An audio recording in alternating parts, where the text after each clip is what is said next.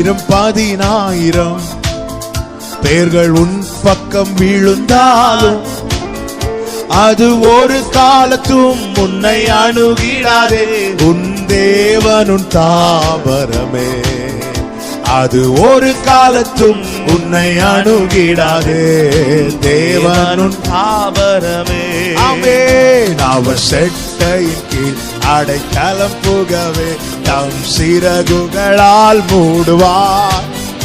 அவர் செட்டையின் கீழ் அடைக்கலம் புகவே தம் சிறகுகளால் மூடுவார். ஆமென். தேவனுன் அடைக்கலமே, ஒரு பொல்லாப்பும் உன்னை சேருமோ, ஒரு வாதையும் உன் கூடாரத்தையே அணுகாமலே காத்திடுவார். ஒரு வாதையும்